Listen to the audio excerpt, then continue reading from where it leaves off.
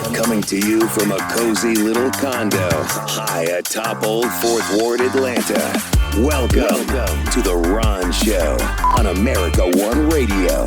Here's your host, Ron Roberts. Hello, and thank you for listening, whether it's on the America One Radio app, AmericaOneRadio.com, on demand at ProgressiveVoices.com, or via podcast. I thank you for settling on in for another 44 and a half minutes of yours truly going off on a variety of things today. I don't have any one thing, but I do have this. Remember 4 weeks ago when we got this news? First tonight at 6, Atlanta will host the first presidential debate of the 2024 campaign. It's scheduled for June 27th. And it will be the first of two debates agreed to by the Trump and Biden campaigns. So that's WXIA TV here in Atlanta, 11 Alive, giving us the story. And the thing that kills me about the Biden-Trump matchup is the presumption, and don't get me wrong, I'm not going to sit here and pretend that Joe Biden is a young man. By the way, when he was a young man, what a looker. Anyway, I'm not going to sit here and pretend that Joe Biden is a young man.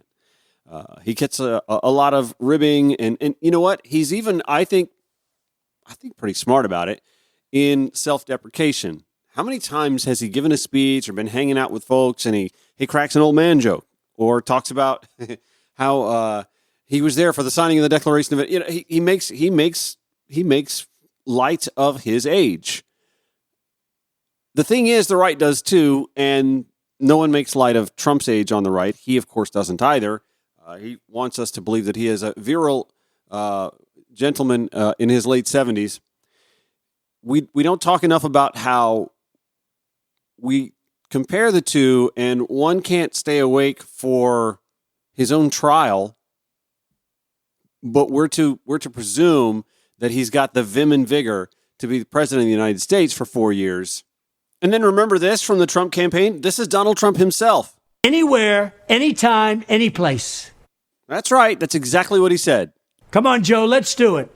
Anywhere, anytime, any place. So then why, pray tell, last night on Fox News is Sean Hannity floating this? Now, there are some even saying, Mark, that Donald Trump might be wise to just pass on the first debate, wait till he's nominated, then debate him. What would you say to that? I didn't even wait for the answer. I'm wondering, why is the question even coming up? Why is there already, and you have to know, if Sean Hannity's floating this, he who has Donald Trump's cell phone number, had Mark Meadows' cell phone number, we sure as hell knew that. If Sean Hannity's already floating this out there, it's a trial balloon. It's a wait to see what not us, not the mainstream, not America on the whole, but what the base is going to say about that. Yeah, I can just see them now. Yeah, he should wait till he's the nominee, right? He should wait until he's sentenced.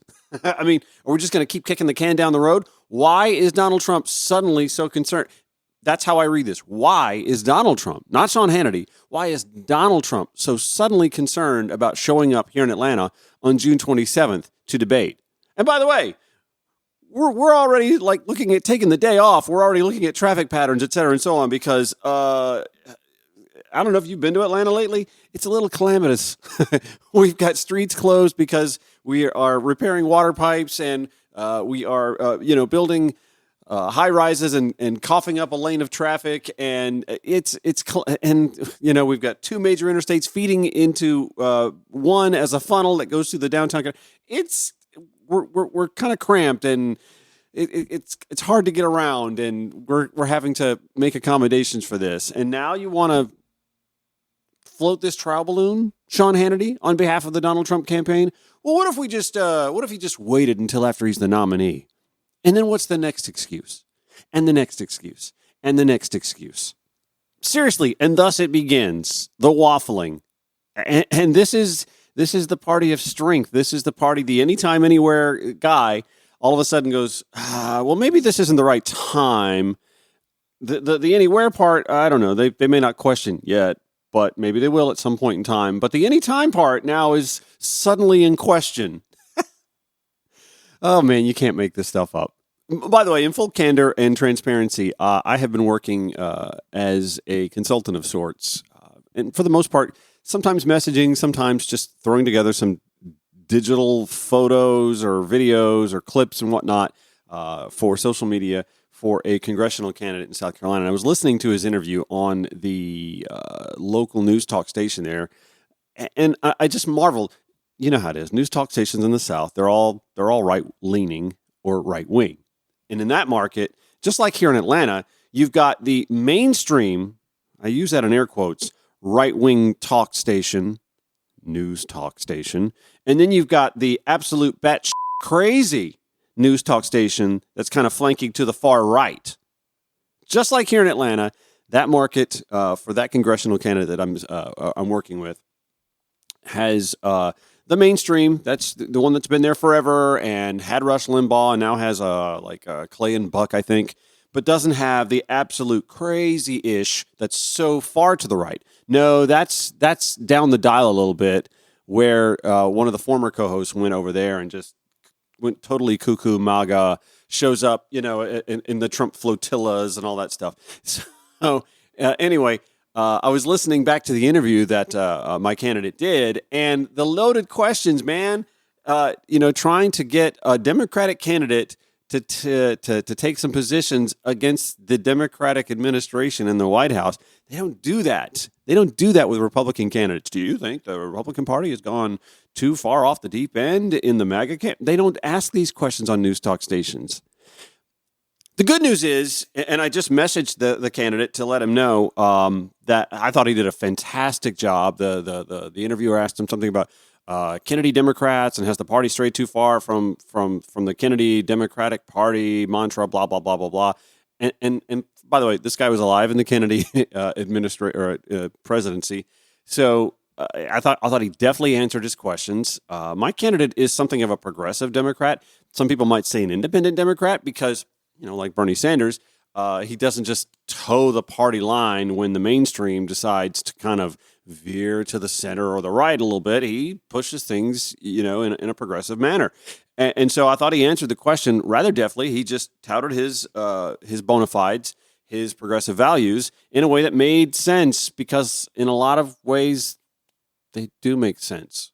Healthcare for all and this and the other, pushing the minimum wage to a living wage and yada, yada, yada. So I'm not going to sit here and give airtime to that candidate because I kind of want to deviate. First of all, their primary hasn't taken place yet. And until that's passed, I just don't want to go coughing up airtime and then having another candidate hit me up for airtime. So that's why I'm kind of being secretive about this.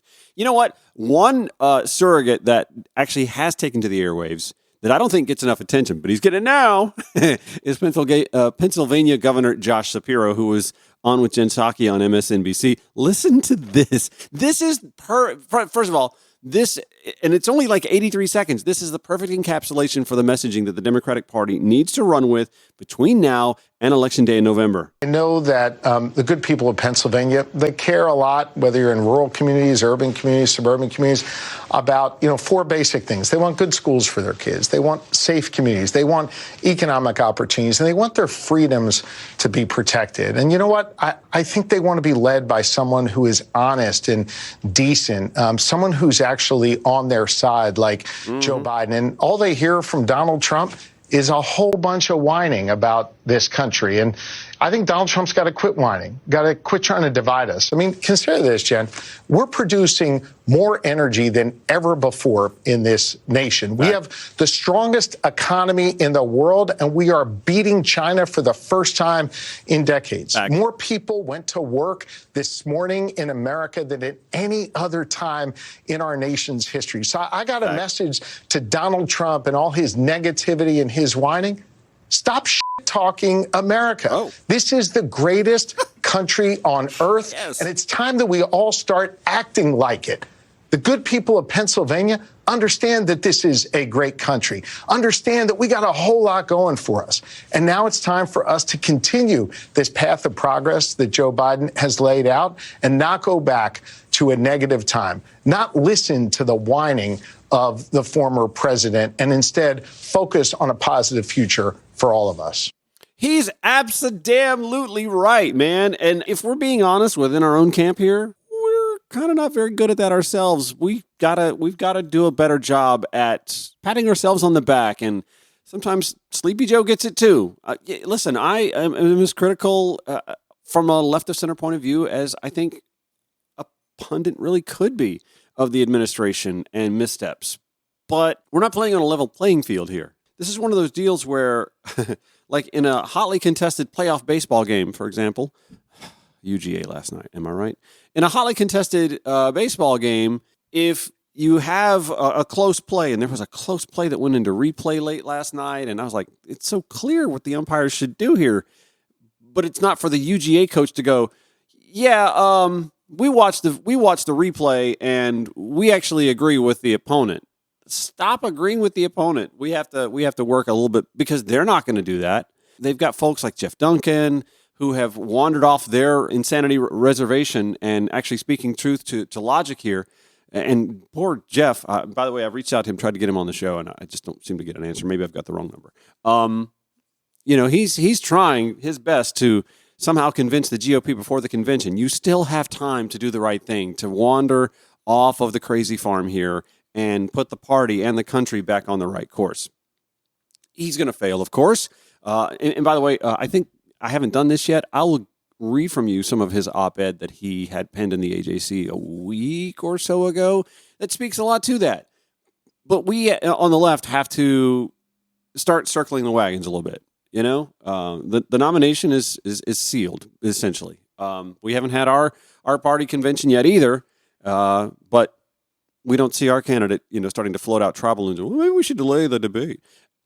I'm just saying, I think it's time for us to continue espousing the bona fides of our presumptive nominee and our presumptive administration and the work that they've done.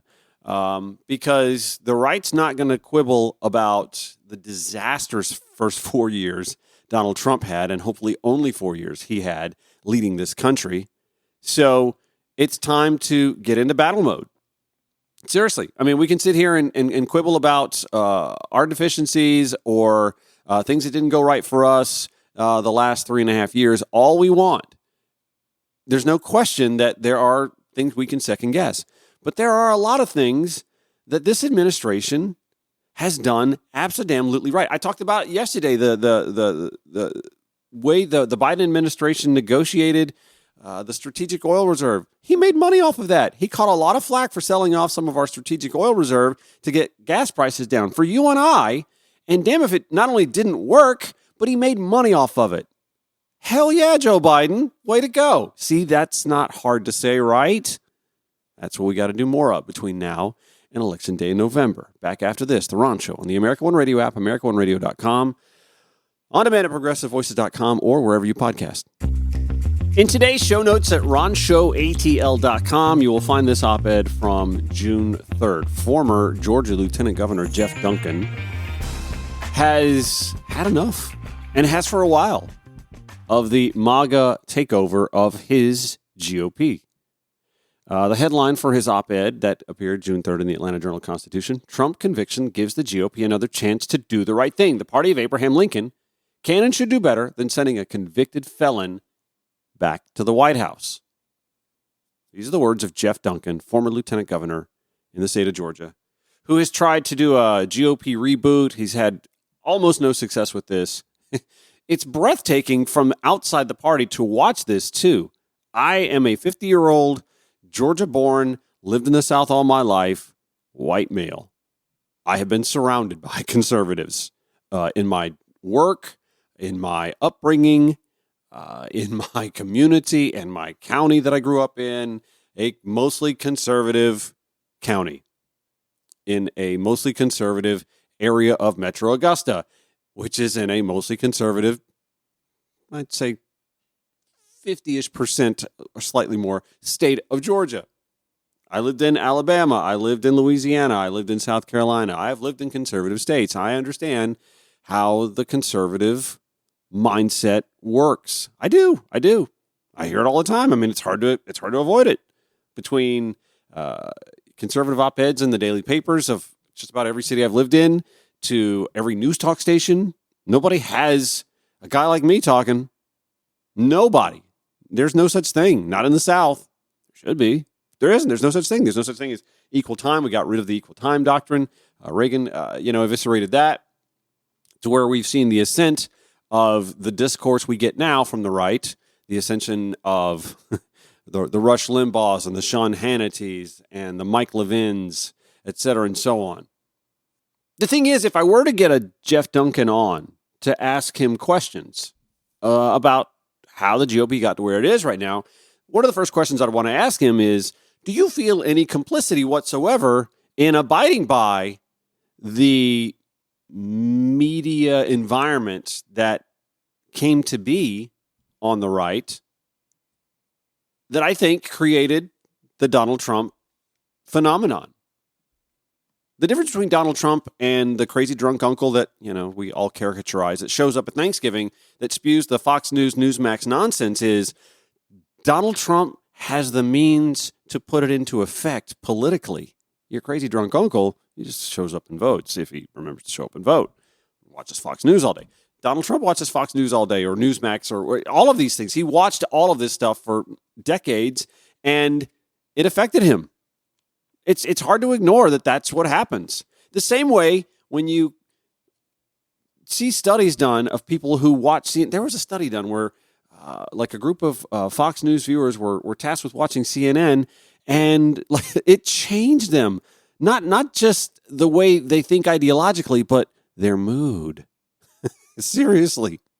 Anyway, that's the question I would want to ask Jeff Duncan. Do you feel any complicity whatsoever in being one of those Republicans who seemingly wants to make more sensible ideological positions, but also sat quietly on the sidelines and allowed the Fox Newsification and the Rush Limbaughisation of your media arm to toxify brains, literally toxify minds for decades? I think that's an awkward question to ask someone who wants to reclaim the GOP and set it back on an ideologically more pure and sane pathway. Anyway, here's his op-ed in the AJC. As the dust settles on the conviction of former President Donald Trump, one thing is clear. Most Republicans are not using this inflection point to move on from the Trump era. Just the opposite. Within minutes of a Manhattan jury finding Trump guilty on all 34 charges of falsifying business records, the GOP circled the wagons around their embattled leader with stock replies. It wasn't just his reliable cheerleaders either. Even Senate Minority Leader Mitch McConnell, whose disdain for Trump is well known, declared that the, quote, charges never should have been brought in the first place. I probably should have done a healthy pause in the middle of it while he Anyway, I'm not going to take things. In some ways, Jeff Duncan writes, it was reminiscent of the messaging by Republicans around the March 2023 indictment brought by Manhattan District Attorney Alvin Bragg. At the time, Florida Governor Ron DeSantis was chipping away at Trump's lead in the polls in the Republican presidential primary. The disappointing 2022 midterms, seen by many as a referendum on the former president, had damaged his reputation and fueled hopes in DeSantis. Then the indictment landed and strengthened Trump's political standing within his own party. It was the match that lit the fuse on his unstoppable path to the nomination, Jeff Duncan writes. From their reaction, it's clear that many believe history is poised to repeat itself with the conviction. Don't be so sure of that outcome. Here are 3 reasons why, Jeff Duncan, former lieutenant governor here in the state of Georgia, writes. First, unlike then, Trump's political fate does not rest with dyed-in-the-wool Republican primary voters, but swing and suburban voters who belong to neither political party. At 43%, political independents are the largest political bloc in our country. A new poll from Morning Consult showed 49% of independent voters think Trump should end his campaign in the aftermath of the conviction. For all the breathless reporting about the, quote, rallying of the base, the primary is over. Even 10% of Republican voters are less likely to vote for him, according to Reuters Ipsos, Jeff Duncan writes. Second, laying bare the tawdry details of Trump's personal conduct will only exacerbate his problems with women voters. Extramarital affairs with porn stars, executing elaborate schemes to cover his tracks, engaging a rogues gallery of characters to preserve his political hide. The facts were hardly up for debate. Their legality was a common theme in Trump-related manners, Jeff Duncan writes. The problem with this mindset that Duncan is displaying here is there aren't enough Republicans saying this. And he's Jeff Duncan. On the national level, do many Republicans even know who Jeff Duncan is outside of those who watch CNN? See, he's on CNN. That's the other problem. They're not watching CNN. In 2020, Duncan writes, Trump's support among women improved from 2016, rising from 39% to 44%. Earlier this year, Biden was winning women voters 58 to 36%. Since then, the world got an insight into the depths to which Trump was willing to stoop, and it wasn't pretty. Finally, the New York case was seen as the weakest of all of Trump's legal travails, and he was quickly found guilty on all 34 counts by a jury of his peers. The burden of proof was on the prosecution, and not one juror had enough doubt to set him free. Not even the guy who said he gets most of his news from the Trump-owned Truth Social, Jeff Duncan says. Going to pause right here to tell you that I've got to take a break in like 30 seconds, and this is absolutely terrible radio host, podcast host duty here, because I have to take this break. We're coming up on a hard break on America One Radio. If you listen via podcast or on demand, it's like, okay, so this is a 30-second break. Okay, I get it. I'm going to have to give you the rest of Jeff Duncan's summation on his op-ed in the AJC, which, by the way, is in the show notes at ronshowatl.com after the break. I apologize for that. Unfortunately, I just mistimed this just a little bit. But if you're listening via podcast or on demand, not that long. Stand by. Call or text The Ron Show anytime at 404-919-2725. The Ron Show on America One Radio. How many of y'all have open tabs on your laptop or desktop? Articles that you mean to get around to and you just hadn't got around to them, or you want to save them because you want to send them to people, or you want to share them on social media, or, I don't know, maybe you've got a podcast and you want to talk about things, or it focuses on something you want to talk about in your podcast, and the tabs start adding up and you start losing track of the tabs. I'm not saying that's what happened with the Jeff Duncan op-ed in the Atlanta Journal-Constitution from June 3rd. However, it's June 11th and I'm just now getting around to it.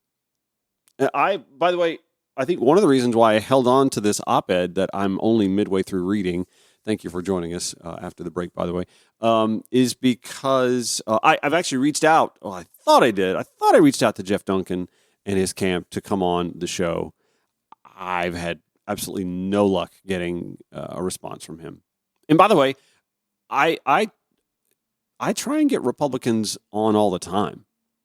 I actually have an in through Secretary of State Brad Raffensperger's office, and was matched with one of his underlings to try and make that happen. And can I just tell you, it still hasn't happened. I try and get Republicans on all the time, because as I said in my last segment, if I got Jeff Duncan on while he's sitting here writing op-eds, I think about Liz Cheney too. Like I would love to talk with Liz Cheney.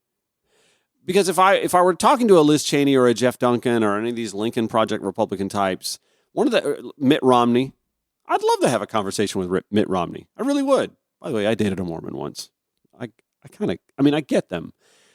I don't understand the religion. I think it's a little, but I don't know. There's just something. Anyway, I'm not going to sit here and talk about my my fixations on squeaky clean, well-behaved, good-mannered fellas who look good in white dress shirts. Anyway, I would love to have a Mitt Romney or a Liz Cheney or a Jeff Duncan on. I've reached out to Jeff Duncan. I haven't reached out to Senator Mitt or Liz yet. Maybe I should. But if I ever were to have a Republican like them on, an anti-Trump, a never-Trumper Republican, I would want to know, do you have, in hindsight, any regrets to being a part of a party that just allowed the festering of this mindset grow through your media arm? And it's not like Jeff Duncan's responsible or Liz Cheney's responsible. Mitt Romney, you could say, is somewhat responsible. I think the last Republican with some real clout to stand up to just right-wing absolute nonsense, the sort of stuff that just proliferates on social media and on cable television, Fox News, Newsmax. The last Republican with some real clout to stand up to that stuff was John McCain when he ran for president in 2008. And the GOP stock response is, well, he didn't win, so what good did it do him? Sometimes you have to remind conservatives, winning for your party isn't everything. It isn't.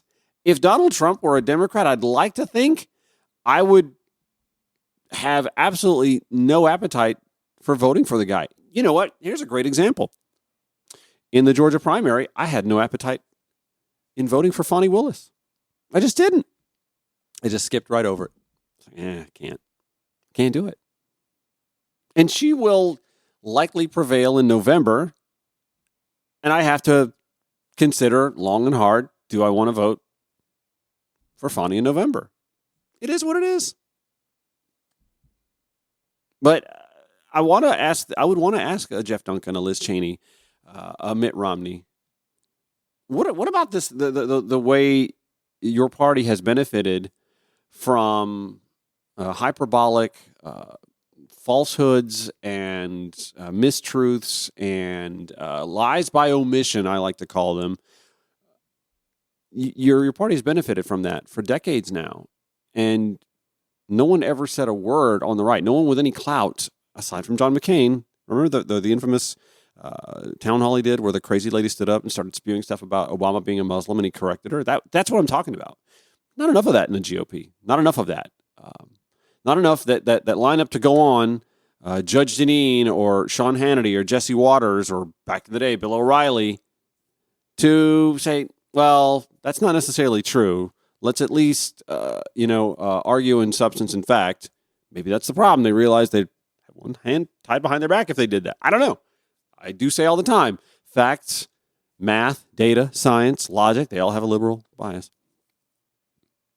Anyway, Jeff Duncan's op-ed speaks to, maybe this is the opportunity after the Trump conviction. This was 8 days ago, and I apologize for just now getting around to it. Maybe this is the opportunity for real, ideologically pure, conservative Republicans to say enough is enough. And he's hoping that this op-ed may sway enough Republicans before the convention to wean themselves off the teat. Well, it's not going to happen. We know this. The only maneuvering I'm seeing or hearing going on behind the scenes is Sean Hannity, as we started the show, floating the trial balloon. Maybe Donald Trump shouldn't debate Joe Biden until after the convention. There is a debate scheduled in Atlanta, June 27th, and Sean Hannity's already floating on Fox News. And if he's floating it, somebody in the Trump camp's saying, hey, float this idea. That maybe Donald anywhere, anytime, any place, Trump doesn't want to debate Joe Biden all that soon, 16 days from now. Okay, so Jeff Duncan's op-ed, he's trying to convince his Republican party to finally get off the Donald Trump teat here. He's a convicted felon. And he lays out the case that this was a jury of his peers, burden of proof, prosecution. Not one juror had enough doubt to set him free. Not even the guy who said he gets most of his news from the Trump-owned Truth Social. He continues. The unanimous decision could be a bellwether of things to come on the trials involving January 6, 2021 and classified documents. Wishful thinking, Jeff. We're delaying all that until after the election, my man. He continues, yes, those issues appear unlikely to be litigated before the election, but that doesn't mean they are gone forever. The weight of reality is starting to catch up with Trump. Having violated his gag order 10 times and continuing to denigrate Judge Juan Merchan as, quote, corrupt or, quote, conflicted, Trump might even end up behind bars. It would be a sad outcome that no one should take any joy in seeing, but it would again be a direct result of Trump's own conduct. George Washington University law professor Jonathan Turley, a right-wing MAGA bootlicker, by the way, opining that sending Trump to prison would be cruel because he's old. But it also would be absurd to send him to jail. He is an elderly first offender, nonviolent crime in a very controversial prosecution. Bernie Madoff was an elderly, guilty, convicted felon, and I don't think we hesitated sending him to prison. Anyway, let me get back to Jeff Duncan. As a lifelong Republican, my social media feeds have been overrun with pro-Trump propaganda, including a grotesque comparison between Trump and Jesus. Yes, yes. So glad Jeff Duncan, conservative, Christian, Republican, said that. This is just one of those things. I grew up in a Southern Baptist church. I know Jesus people. I was married into a Pentecostal, Congregational Holiness Church. My ex-father-in-law is a Pentecostal minister. I know Jesus people. I know the goodness of Jesus people. And I know what, having grown up in that church, what Jesus was all about. Trump ain't Jesus. They're incomparable. And there's no passage in the Bible where Jesus was hanging out with his disciples and someone caught him on a hot mic talking about, yeah, I'm Jesus. I get to grab women and do things because they let me. There's no Bible passage that speaks to that. Anyway, as a lifelong Republican, my social media feeds have been overrun with pro-Trump propaganda, including a grotesque comparison between Trump and Jesus and their unfair trials. Those comments should make for an interesting discussion at the pearly gates for a few. Jeff Duncan writes, there will be no shortage of polling and wild speculation on the political implications of Trump's conviction, he writes. This was 8 days ago, June 3rd. The truth is that no one really knows. One thing I am sure of is this. The party of Abraham Lincoln can and should do better than sending a convicted felon back to the White House. The moment represents the latest fork in the road for Republicans to take a different path. Unfortunately, very few are choosing to take the opportunity, setting us further back in the recovery process, regardless of November's outcome. That is Jeff Duncan's op-ed in the Atlanta Journal-Constitution from June 3rd. I will include that in the show notes at ronshowatl.com. Former Lieutenant Governor, Republican, I guess he's still a Republican, Jeff Duncan from Georgia, June 3rd in the Atlanta Journal-Constitution, who is trying to convince anyone in the GOP that this guy ought not be their brand ambassador. Tell him to make the microphone louder. It's terrible. Yeah.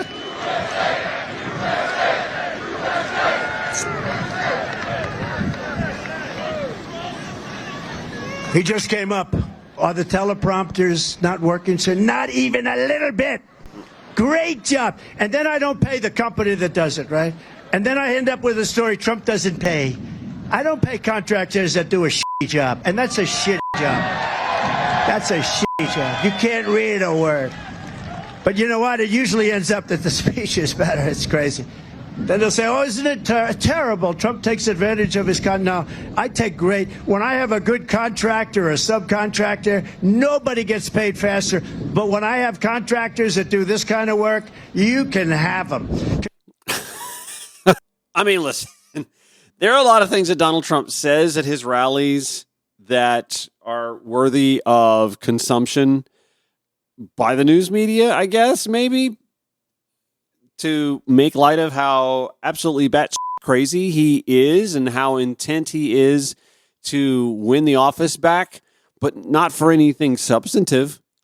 Tom Nichols of The Atlantic actually just definitely spells this out. Donald Trump isn't interested in issues. Boring. He floats dumb ideas with no substance behind them, but he's not interested in actual issues. And I think you're just going to see him get worse because Trump, no matter what his team may have told your reporter, Trump doesn't care about issues. There is no issue in this election for him other than revenge and getting elected so that he can stay out of prison. Yep. And that's what he's going to keep going with because it clearly obsesses him, as it should, considering how many more criminal indictments he faces.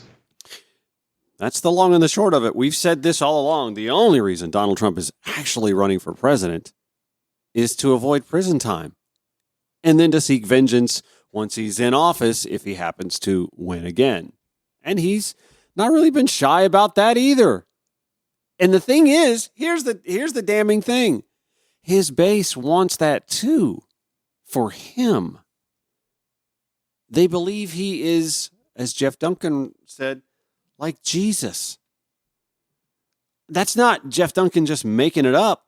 There are people who are questioned outside of rallies by cable news reporters, and they think he's like Jesus. He's not going to get angry. He's got too much to fix. He's not a vengeful person. I mean, you think about Jesus Christ himself. Everybody went against him because he was preaching love and doing what was right for the people. And Trump's doing what's right for this nation, and because he's doing that, everybody is against him. When does Donald Trump about preaching love for America or to all Americans? In Donald Trump's mind, America was bereft with shithole congressional districts and its major cities were dumps. And once he was swept into office, America suddenly became a great country. Minus, of course, the liberal-run enclaves, the major cities. And then minutes after Joe Biden took his hand off the Bible, January 20th, 2021, America became a country again. We just somehow managed to go so downhill since then, despite the fact that, unemployment has remained historically low, that historic hiring numbers continue to happen, despite the fact that inflation is cooled, that we are the leading economy in the world. That bubble has him and everyone on that side convinced that we are just downtrodden. The Heritage Foundation floated this grading score of their own of our armed forces, and they have their base convinced that our military is somehow weak. We've talked about Quinnipiac polling that showed that voters have this mindset about where our economy is, but yet for them individually, no, they're doing fine. But empirically, it's bad. It's terrible. It's dire.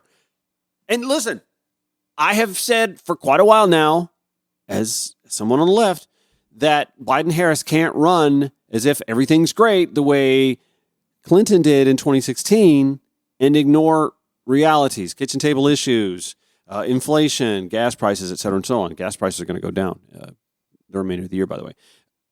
Can't ignore that. But we also can't let the right get away with just how terrible things are when that's absolutely not the case. Josh Shapiro made that salient point when he went off on MSNBC speaking to Jen Psaki about how Trump and Republicans are making it sound like this country is just a dumpster fire. That's not true. Quick break, back in a sec. The Ron Show on the America One Radio app, AmericaOneRadio.com, wherever you podcast. By now, you've heard of Chuck Hand, right? The Georgia 2nd Congressional District candidate who is trying to win that party's nomination against the leading vote-getter in the primary. There's a runoff. I think it's June 18th, right? There's a runoff. Wayne Johnson is the leading candidate. He's trying to, by the way, a former Trump administration official, trying to play the more moderate role because he knows in order to win the 2nd Congressional District, defeating Sanford Bishop, the Democratic nominee, he's going to have to appeal to some moderates and centrists, and he's going to try and do the win over the black vote the way Donald Trump's campaign has been trying to do on the national scale. Well, the Atlanta Press Club held a debate between the two runoff candidates from that Southwest Georgia district, and Chuck Hand decided he didn't want to do any of that. Jill Nolan, please ask your question to Chuck Hand. Hi, Mr. Hand. Congress is currently working on a new farm bill, which will have a big impact on the 2nd District. What are your thoughts on the current House Republican plan? And specifically, would you support the controversial proposal to cut food aid for low-income Americans? I'm Chuck Hand, lifelong resident of the 2nd District. I've worked side by side with the people of the 2nd District, solving problems since 2018. I've only seen this man next to me come around when it's election time, wanting to run for office. I've been wearing tires slam out in Southwest Georgia, meeting with voters and building relationships in our communities for years now. I'm not interested in debating the issues of the 2nd District with a man who doesn't even reside in it, especially one who orchestrates attacks on my wife. I'm more concerned about beating Sanford Bishop, representing you, and passing the America First agenda and putting Donald Trump back in the White House. This race is very simple. It's either 8th District money or 2nd District heart. The choice is yours. It's the dollar versus the change. Now, this is where I get back in my truck and head back to Southwest Georgia because I got two races to win. Thank you very much. Doug Reardon, you're not staying, sir? Are you leaving? Okay. And he did. Incidentally, Chuck Hand mentioned attacks on his wife. It was made public that his wife had earlier been convicted for selling Oxy. Yeah, she had been convicted of selling oxycodone. Chuck, by the way, doesn't have a clean slate himself. He had to serve a little bit of time. I believe it was a few weeks, and has to serve a good deal of probation time as well for being part of the January 6, 2021 attack on the Capitol in Washington. As for his opponent, Wayne Johnson, Hand's right. He doesn't live in the district, but that's not actually required. You don't have to live in your congressional district, or you don't have to live in the congressional district for which you are running for, as long as you live in the same state. He lives in Macon.